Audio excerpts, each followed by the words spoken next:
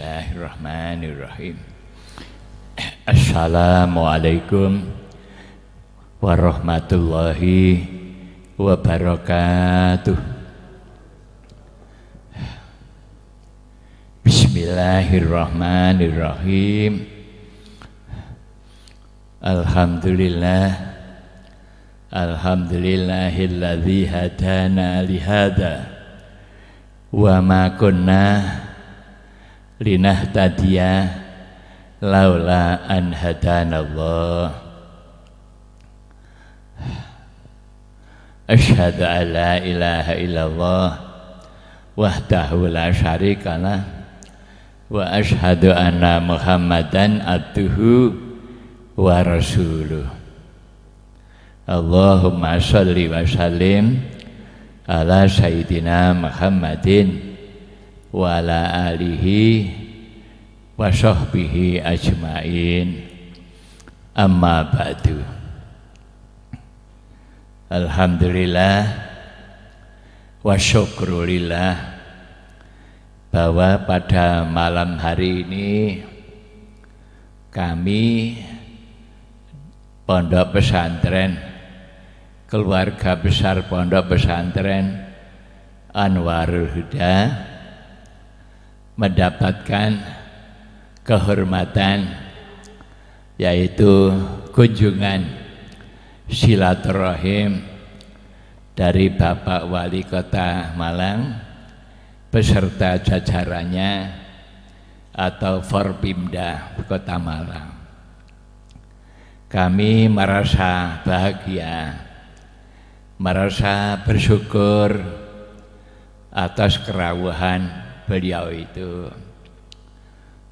yang paling tidak kehadiran Bapak Wali Kota dan para pejabat itu memiliki arti, yaitu untuk melihat dari dekat apakah benar Pondok Pesantren Anwarul Huda ini betul-betul ada. Ya, kalau memang betul-betul ada, maka Pondok Pesantren Anwarul Huda itu bukan fiktif,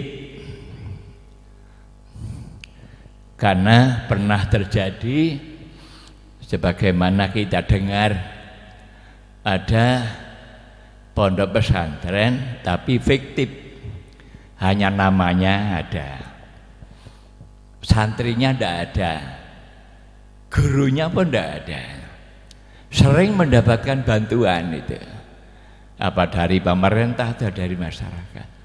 Ini namanya pesantren fiktif.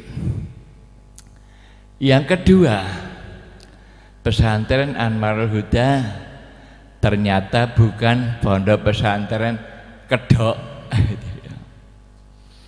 karena sampai saat ini ada yang membuat pondok pesantren tapi hanya untuk kedok saja, seperti kasus yang sehari-hari ini terjadi di Jawa Barat. Dia membentuk pondok pesantren tapi itu hanya namanya saja, bahkan dia mengatakan sebagai guru ngaji. Kemudian orang-orang tertarik gitu ya, mondokkan anaknya, dan yang diterima itu hanya putri-putri, kebanyakan adalah anak orang yang tidak punya. Mungkin dia cukup, ya, orang yang cukup, sehingga anak-anak yang mondok itu bebas biaya, ya, jadi tertarik, ya. Ya, dan orang tuanya pun nampaknya kurang memperhatikan anaknya, sehingga anaknya itu begitu saja ditaruh di pondok, ya sudah, tidak pernah disambangi dan sebagainya. Ternyata terjadi seperti itu. Banyak anak-anak wanita yang disebut santriwati itu hamil, bahkan melahirkan. Yang melakukan siapa? Ya gurunya itu. Maka bagi saya keberatan kalau dia itu dikatakan guru ngaji, saya keberatan. Dan saya keberatan kalau tempat itu dikatakan pondok pesantren. Sebab apa? Nama guru ngaji ya itu dicoreng. Mestinya namanya guru ngaji itu yang diajarkan apa? Gitu kan? Apakah dia itu betul bisa ngaji atau tidak? Itu perlu diusut itu. Jangan-jangan tidak pernah ngaji, tidak pernah mondok, ya, maka dia membuat tempat seperti itu sudah direncanakan ingin melampiaskan nafsu binatangnya.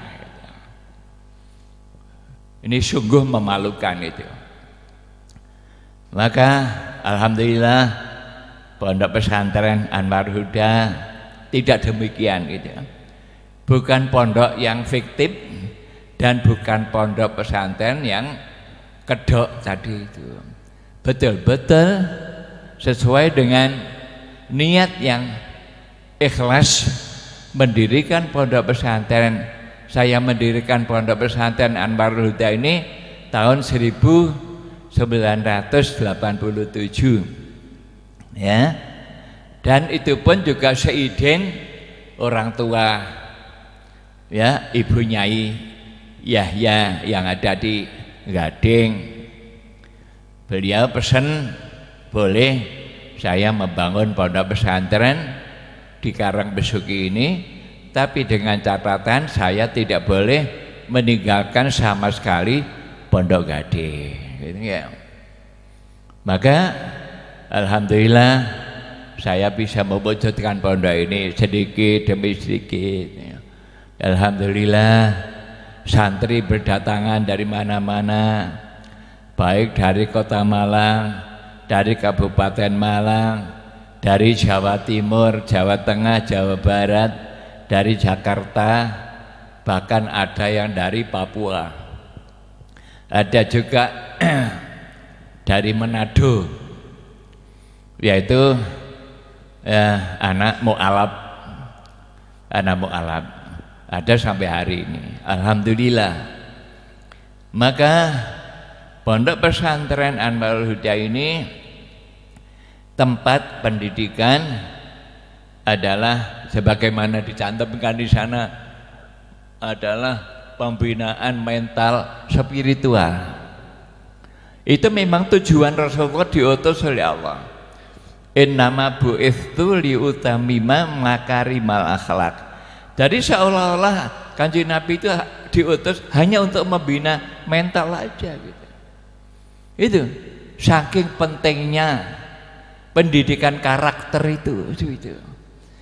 Ya, Allah menginginkan supaya manusia ini jadi manusia yang baik, makhluk yang baik, bukan makhluk yang seperti binatang itu. Maka Kanjeng Nabi diutus itu. Maka kalau kita pelajari seluruh ajaran Islam itu mengarah kepada pembinaan karakter tadi itu. Rukun Islam yang 5, salat misalnya.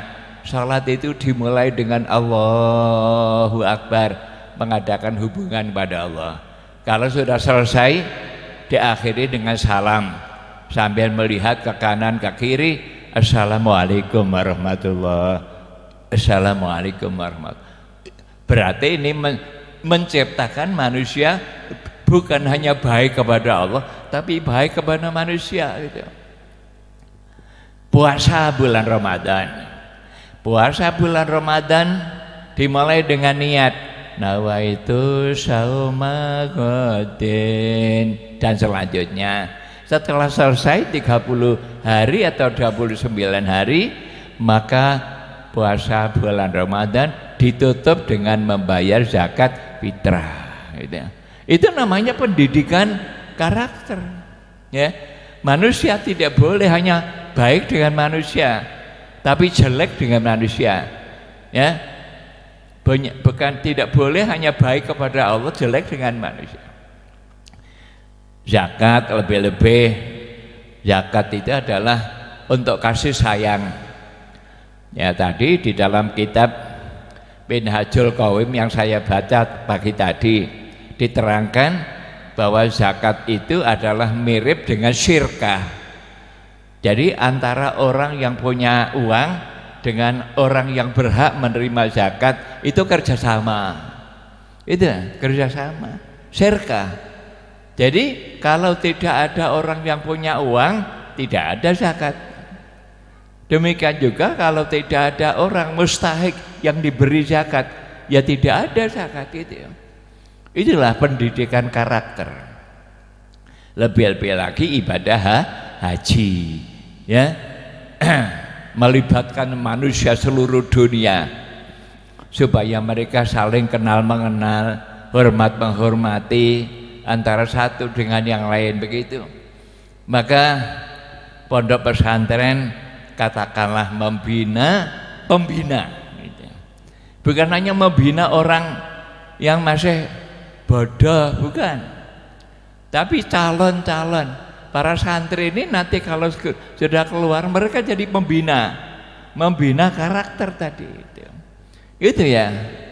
Jadi santri-santri sudah siap membina karakter di rumahnya masing-masing, setelah pulang terjun ke masyarakat, ya para santri itu sudah siap. Maka di situ ada tulisan makna dari para santri itu, ya, salikon ilang khairah naibun anil masyayih. Jadi santri itu mengganti kiainya, mengganti gurunya dari para sahabat, dari Rasulullah. Itu. Jadi apa namanya, para santri. Hanya saja sayang bahwa yang dibina di pondok pesantren itu kok orang baik-baik aja, bukan orang jelek gitu ya. Andai kata yang mau mondok ke pondok pesantren itu orang jelek, insya Allah jadi baik gitu. Ya, pernah saya ngomong kepada Kapolres Tayang dulu, ya, di akhiran, bahwa orang masuk penjara itu kalau sudah keluar dari penjara kok tambah pinter Pak Yai. Pinter bagaimana Pak? Tambah pinter malingnya. Saya menjawab, ya karena di penjara itu dia bergaul dengan sama malingnya. Itu belajar bagaimana cara jadi maling yang lebih hebat lagi. Nah, berbeda dengan pondok. Lah pondok pesantren ini pergaulannya dengan orang baik-baik, jadi semuanya jadi baik. Itu. Maka timbul sekarang ini masalah. Ya, ya, apakah mungkin orang di penjara itu disuruh masuk pondok? Kan tidak mungkin. Tapi akhirnya apa yang saya sampaikan itu jadi bahan pemikiran namanya. Akhirnya apa? Saya diminta untuk membangun pondok pesantren di lapas gitu. Ya, saya atas nama Majelis Ulama, saya membangun pondok pesantren di lapas itu, namanya At-Taubah. Ya, At-Taubah. Santrinya ya semua penghuni lapas itu santrinya. Saya diundang ke sana untuk menyampaikan ceramah. Ya. Jadi kalau begitu saya pernah masuk penjara, Pak ya. Tapi masuk penjara bukan di penjara itu. Menyampaikan ceramah. Yaitu semua yang hadir itu dikumpulkan di masjid. Di sana ada masjidnya besar, namanya At-Taubah itu. Mereka Masya Allah saya lihat ya seperti santri ini. Ya sarungan, ya kupulukan, ada kupluk putih, ada serbanan. Masya Allah gitu ya. Ya, saya tanya bapak-bapak, panjenengan saya sekarang ini ada di lapas. Iya betul. Ya enggak apa-apa, sekali tempo. Saya gitu, namanya manusia itu mungkin lupa, mungkin khilaf, itu namanya manusia. Tapi saya pesen, ya, sampean nanti kalau sudah dibina menjadi orang baik di lapas ini, kemudian sampean keluar jangan masuk lagi. Sanggup? Itu ya. Masya Allah ini ya. Maka di sana ada gurunya yang mengajari Al-Quran, ada yang ngajari sholat dan sebagainya itu, ya. Insya Allah sampai hari ini masih berjalan di sana. Baru-baru ini yang kepala lapas orang dari Bali itu justru yang merintis. Orang Bali itu orang Hindu, ya. Alhamdulillah, itulah Bapak ya. Jadi pondok itu bisa masuk ke lapas, bisa masuk kemana saja. Yang penting sistem pendidikan pondok pesantren itu jelas adalah mendidik karakter sesuai dengan sabda Rasulullah tadi itu. Maka para santri itu keluar dari pondok diharapkan hatinya bersih, bukan hanya bersih pakaiannya, hatinya bersih. Itu bersih dari sombong, bersih dari hasad, dengki, bersih daripada sifat-sifat yang jelek, ya, termasuk cinta harta, hubud dunia. Itu ya. Maka para santri itu setiap waktu ngaji, ya, mengikuti pengajian Al-Quran, tafsir, hadis, kemudian setiap salat jamaah, ya, wiridanya yaitu zikir thariqah.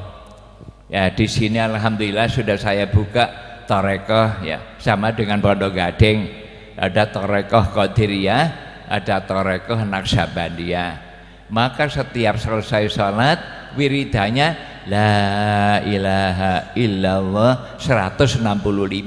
La ilaha illallah, la ilaha illallah. Itu membersihkan hati. Sebab kalau orang itu hatinya masih kotor, bahaya. Kata Allah dalam Al-Quran, yauma la yanfa'u malun wala banun illa man atallaha biqalbin salim. Yang selamat hari kiamat itu hanya orang yang bersih hatinya, ya, walaupun sholatnya bagus, ahli sholat malam, ahli puasa, tapi hatinya kotor, tidak bisa masuk surga itu ya. Ada sahabat yang tanya, ya Rasul, saya punya tetangga seorang wanita, dia itu ahli sholat, ahli tahajud, ya, ahli membaca Al-Quran, tapi dia itu tidak baik dengan tetangga. Bagaimana ya Rasul? Hiya finnar, dia tempatnya di neraka, gitu. Kemudian ada lagi yang tanya, ya Rasul, saya punya tetangga, orangnya itu baik, ya, baik dengan tetangga, hanya saja memang sholatnya biasa-biasa saja, tapi dia itu baik dengan tetangga, baik dengan teman. Hiya fil jannah, dia di surga. Itu kata Rasul, ya. Itulah para hadirin sekalian, terutama dari Bapak pejabat, apa yang kami jalankan ini adalah merupakan pendidikan karakter. Syukur ada program barangkali, ya, bagaimana caranya orang-orang yang tidak baik itu suruh masuk pondok. Bagaimana caranya itu, ya? Apa orang keluar dari lapas ke pondok aja dulu, ke Anwarul Huda gitu, supaya ditambahi jadi orang baik gitu, ya, sehingga betul-betul kembali masyarakat jadi orang baik, betul, ya. Demikianlah kami mohon maaf atas segala kekurangan Pak Wali, termasuk tempat, ya, ini hanya lesehan aja gitu, banyak memang persiapannya ya apa adanya itu, ya. Mohon maaf, wabillahi taufik wal hidayah. Wassalamualaikum warahmatullahi wabarakatuh.